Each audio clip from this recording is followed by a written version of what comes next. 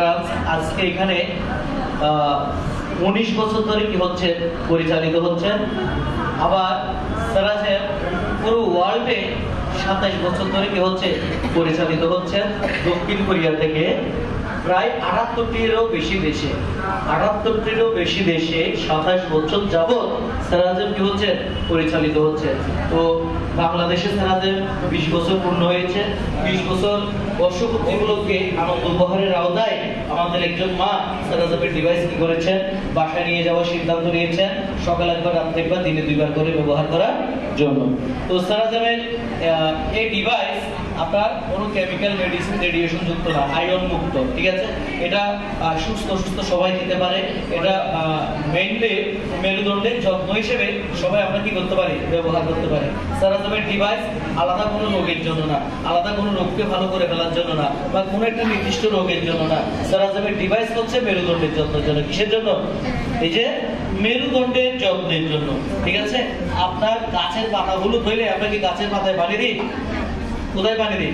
শিকড়। তো আমাদের মানব দেহের শিকড় হচ্ছে কি মেরুদণ্ড। আপনি যখন মেরুদণ্ডের সেবা দিবেন, আপনার নার্ভ এবং ব্লাড সার্কুলেশন কি হবে, সচ্ছল হবে, অ্যাক্টিভ হবে। তখন আপনার ব্যথা বেদনা ছেড়ে দিবে, আপনি আপনার রোগ প্রতিরোধ ক্ষমতা ভালো থাকবে।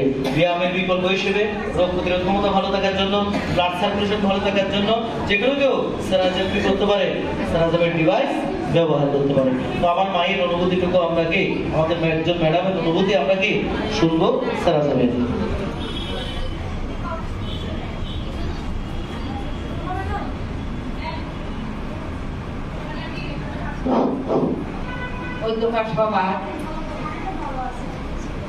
আমার পুত্রতুল্য ম্যানেজার বাবু এবং প্রশিক্ষিকা আশরাফ বেগমকে আমি অন্তর থেকে আশীষ জানিয়ে তাদেরকে তাদের ভবিষ্যৎ জীবনের মঙ্গল কামনা করে এভাবে যে ওনারা উদ্যোগার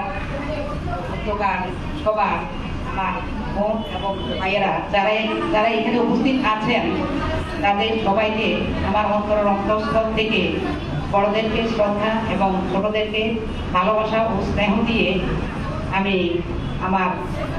আমার কি উপকার হয়েছে সেরাজমে এসে সেটুকু ব্যক্ত করতে চাচ্ছি।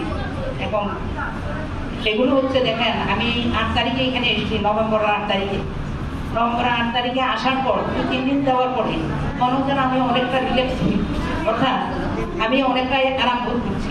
যেটা সবচেয়ে বেশি আমাকে কষ্ট দিচ্ছে সেটা হচ্ছে আমার যে সেলাইগুলা, বাইরে কোনো সেলাই নেই। আমি যে কৃষ্ণবন্দনা চেন্নাইতে গিয়েছিলাম, কৃষ্ণবন্দনা নামক কেরালা, উনি কেরালা ভাষায় কথা বলে, দেখতে দেখতে খুব সুন্দর, মা ছাড়া উনি কোনো কথাই বলে না। স্নেহ এবং মায়ার দ্বারা আমাকে এমনভাবে প্রস্তুত করেছে, আমার নিজের যে পোশাকটা এটাকে অ্যানেস্থেসিয়া করে মানে সমস্তটাকে কি ইয়ে করে দিছে, আপনার কবজ করে দিছে। তখন আমি কিন্তু বুঝতে পারছি না, আমাকে বারবার জিজ্ঞেস করছে, মা তোমার কোনো কষ্ট হচ্ছে? এটা যে করতেছি, কম্বল দিয়ে সবটা ঢেকে দিছে, মুখটা গোলা ছিল। তারপরে দেখলাম যে এদের এই থেকে পরিষেবা থেকে আর এদের আচার আচরণ, কথাবার্তা, বিহেভিয়ার, এটাতে মনে হয় যেন আমার রোগটা অনেকটাই সেরে দিচ্ছে, আমার অনেকটাই রোগ সেরে দিচ্ছে। যেখান থেকে করে আসার পরে আমি 21 সনের 29শে ডিসেম্বর আমি অপারেশনটা হয়েছিলাম। আমি হওয়ার পরে এখানে 3-4 দিন ছিলাম, থাকার পরে আমরা ফ্লাইট টিকিট হয়ে গেছে, আমরা আবার চলে আসছি। চলে আসার পর কলকাতা কিছুদিন অবস্থান করছি। এরপরে বাংলাদেশে আমি চলে আসছি। আমার বোন ছিল, আমার বড় বোনকে সাথে নিয়েছিলাম, আমার বোনের ছেলেকে নিয়ে আমি গেছিলাম। তো আসার পরে আমার 22 সনের অর্থাৎ স্কনের প্রভুরা যেতে যাচ্ছে, সিএমসি অর্থাৎ বেলুড়ে যাচ্ছে। তখন আমি বললাম যে আমিও যাই, যেহেতু আমি চেক আপ করে আসতে পারি না চেন্নাই থেকে, আমি বেলুড়ে গিয়ে চেক আপ করাবো এবং এই বডির মধ্যে অন্য কোনো রোগ বাসা বাঁধলো কিনা সেটা পুরোপুরি ফুল করে আমি চেক আপ করিয়ে আসি। তো সেই সুবাদে আমি এই প্রভুদের সাথে, স্কনের প্রভুদের সাথে আমি সিএমসি অর্থাৎ বেলুড়ে গেলাম। তো ওখান থেকে ট্রিটমেন্ট করিয়ে কোনো পাই নাই, ট্রিটমেন্ট করিয়ে আবার চলে আসছি। 22 গেল, 23 গেল, 24, 25-এ আসার সাথে সাথে 25 সপ্তাহ আসার সাথে সাথে আমার এই যে সেলাইটা করছে না ভিতরে কোনো বাইরে কোনো সেলাই, অর্থাৎ এটা কন্ট্রোল ঢুকে তারপরে এটা করছে পায়খানার থলিটাকে যে জায়গায় ছিল সেই জায়গায় নিয়ে প্লাস্টিক সার্জারি করে বসে দিচ্ছে। আগে তো অর্থাৎ স্রষ্টা যেভাবে করছে সেভাবে তো আর করে দেওয়া কখনো সম্ভব নয়, তো এটা প্লাস্টিক সার্জারি করে আমাকে সেই জায়গায় বসে দিচ্ছে। এখন কি ডিসপ্লে অর্থাৎ স্থানান্তরিত স্নানটা কি মরে গেল না কি সেটা তো আমরা বুঝতে পারছি না। পায়খানাও আমার ঠিক অর্থাৎ যে বাথরুমও ঠিক মতো হচ্ছে না। আমি আমার গৌতম ভৌমিক নামে একজন ডাক্তার হোমিওপ্যাথি অর্থাৎ উনি যে বাংলাদেশ হোমিও ফার্মেসি ওনার কাছ থেকে ওষুধ খাইতেছি, খাওয়ার পরে দেখি যে আমার বাথরুমটা মোটামুটি হচ্ছে, তো একবারে হচ্ছে না, 2-3 বারে গেলে মানে কিছু কিছু করে তলপুকুর সম্পূর্ণ পরিষ্কার হচ্ছে না। আমরা যত খাবারই খাই না কেন, যদি আমাদের শান্তি জায়গা কোথায়, শান্তি জায়গা হচ্ছে এই ল্যাট্রিন অর্থাৎ পায়খানা। যেমন আপনি যা খাবেন যখন আমাদের বয়স কম থাকে তখন কি হয়, তখন আমাদের ঠিকমতো পায়খানা হয়ে যায়, কোনো ওষুধ কিছু থাকে না, কোনো কিছু আমাদেরকে আক্রমণ করতে পারে না। তখন আমাদের শরীরে যৌবন অবস্থা অন্য রকমের একটা শক্তি কি হয়, শক্তি থাকে প্রত্যেকের শরীর। কিন্তু বয়স যেভাবে আমরা বার্ধক্যে পদার্পণ করেছি তখন থেকে কত রোগ, আমার ছোটবেলা কোনো রোগী ছিল, তখন থেকে আমি দীর্ঘ 25 বছর সরকারি চাকরি করছি। আর বেঁচে বেঁচে আমি ইংলিশ মিডিয়াম নিয়ে লেখাপড়া করছি, তো সবাই আমি তখন 10 মিনিট পড়া, আপনি যখন সবজি রান্না করতেছেন এটা না রাঁধিয়ে আসি 10 মিনিট পরে আমার বাচ্চাটাকে ছেড়ে দিবেন, ওইটা যখন আমার কাছে দিত আমি একবার নতুন দেখে আমি বলে দিতে পারতাম, সেরকম আমার ইয়ে ছিল আর কি, দক্ষতা ছিল। তো এইভাবে আমি অনেক ছেলেমেয়েকে পড়াইছি, সরকারি চাকরি করছি, আমার মেয়েটাকেও চাকরিতে ঢুকাইছি, ছেলেটাকেও চাকরিতে ঢুকাইছি, সরকার থেকে আমরা ফুল ফ্যামিলি গভর্নমেন্ট সার্ভিস। ওটা আমার মেয়েকে আজকে নিয়ে আসছি, ছেলেটাও পড়ে, মেয়েটা পড়ে রাঙ্গুনিয়া উপজেলা বেতাকি সরকারি প্রাথমিক বিদ্যালয়, আর ছেলেটা চাকরি করে নোয়াখালী জেলার বেগমগঞ্জ থানার চৌমনি পৌরসভার একটা স্কুলে অর্থাৎ রাজাপুর সরকারি প্রাথমিক বিদ্যালয়ে চাকরিরত আছে।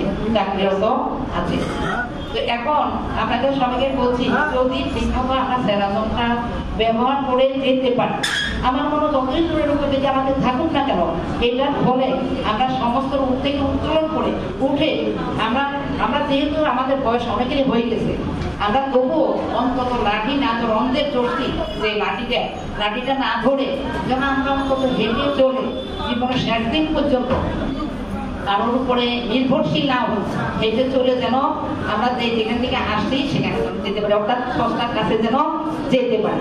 এটাই প্রত্যেকের জন্য, আপনারাও আমার জন্য আশীর্বাদ করবেন, আমিও আপনাদের প্রত্যেকের জন্য অর্থাৎ সংস্থাকে বলবো যে যে অবস্থায় থাকুক না কেন এবং যে প্রতিষ্ঠানেই থাকুক না কেন, সবাই যেন অন্তত কারো ছেলে মেয়ে, এখন আর দেখে না, এখন কোথায় কত বড় আমেরিকা চলে গেছে, কানাডা চলে গেছে ছেলে, মা এখানে পড়ে দুঃখে মরছে। কাকু দেখবেন ইউটিউব খুললে আপনারা দেখতে পাবেন, কাকু বৃদ্ধাশ্রমে দিয়ে আসছে, মা চলো তোমাকে এক জায়গায় নিয়ে দিয়ে আসো, স্টেশনে ফেলে চলে আসছে। কিছুক্ষণ পরে ছেলে বলছে, মা কিছুক্ষণ পরে আমি আবার আসতেছি, ছেলের কোনো খবর নাই, কান্নাকাটি করতেছে। আরেকটা লোক এসে বলতেছে, মা তুমি কাঁদছো কেন? ও আমার ছেলে তো আসবে, আমাকে এখানে রেখে ও একটা কাঁদতে গেছে, তো আসতেছে না, দিন গেল, রাত হলো, কি করবে? এখন এই লোকটা এসে কি করলো, মা তুমি আমার মা, তুমি যদি বলো আমার সাথে যেতে রাজি আছে আমি তোমাকে নিয়ে যাবো, তোমার ছেলের মতো সব কিছু করে আমি তো জীবনের শেষ দিন পর্যন্ত তোমাকে ছাড়িয়ে যাবো। তো এই কথা বলে লোকটা নিয়ে গেছে, তখন তার ছেলের সমস্ত খোঁজ খবর নিয়ে কলকাতার কোথায় আছে, মহিলা তো সব কিছু বলতে পারছে না, তবু একটা স্কুলের নাম বলতে পারছে, এই স্কুলের পাশে আমার ছেলে থাকা, খুঁজে গেছে, যাই ছেলেটাকে যার পাশে দোলাই করছে। তখন অনেক তোমার মাকে যে গর্ভধারণ বা 10 মাস ঘর দিয়ে তোমাকে পেটে থেকে কত কষ্ট না করেছে, সে কথা তুমি সবকিছু ভুলে গেলে। মা প্রস্তাব করছো, মা প্রস্তাবের জায়গায় ভূমি তোমাকে ভালো জায়গাটা দিছে, মা প্রস্তাবের জায়গায় সারা রাত টাকাইছে। কোনো মা, আমিও দেখছি আমার জীবন থেকে বলছি, আমি মা খাইছি, ভাতের মা খাইছি, আমার সন্তানদের, আমার স্বামী মানুষ ছিল না, আমি চাকরি করে আপনার এই জায়গায় আমার নিজের প্রচেষ্টা আমি এই জায়গায় আসছি। অর্থাৎ ঈশ্বরের যদি কৃপা না থাকতো, আশীর্বাদ না থাকতো, তাহলে আমি এই জায়গায় আসতে পারতাম না। এ জায়গায় আসা আমার পক্ষে কখনো সম্ভব। আমি কি যিনি স্রষ্টা সৃষ্টি করে আমাকে এই দুনিয়াতে পাঠাইছি, উনি আমার সবকিছু দায়ভার উনি বহন করবেন, ওনাকে আমি সঠিকভাবে ডাকতে পারি। তো এই আপনারা কেউ কারো ছেলে দেখবে, মেয়ে দেখবে, কিছু না আমরা বলি, আসলে কেউ কাউকে দেখবে না। আপনি আপনার প্রাণ দিয়ে সবাইকে দেখছেন, এক সময় দেখবেন যখন বিছানা পড়ে যাবে, একদিন দেখবে, দুদিন দেখবে, 15 দিন, মাস, 3 মাস, 6 মাস, এরপরে দেখবেন আপনাকে কিছু করবে বলে আপনার পাশ দিয়েও হাঁটবে না, আপনাকে আপনি যেন না দেখেন সেভাবে সে কি করে সরে যাবে। তো এখন আমার সবচাইতে যে মূল্যবান কথা সেটা হচ্ছে যতদিনে যেহেতু এখানে কোনো পয়সা রাখতেছে না, শুধু কষ্ট করে একটু আপনারা আসবেন, এই তো আর তো কিছু না। কিনতে পারেন আর না পারেন সেটা সকলের সামর্থ্যের ভিতর নাও থাকতে পারে, তাই না?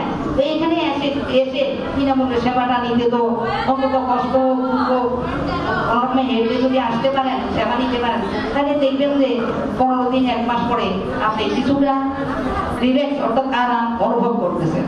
তো দেখবেন 4 মাস দিলেন, তখন সবসময় যতদিন পারতেছেন ততদিন দিলেন, দিতে দিতে দেখা যাবে আপনি কি সমস্ত স্বাভাবিক অবস্থা অর্থাৎ 15-16 বছরের মতন যে স্বাভাবিকতা সেটা ফিরে পাবেন না, কিন্তু চলার মতো সেই শক্তির উপর আপনারা পাবেন। এই বলে আমার বক্তব্য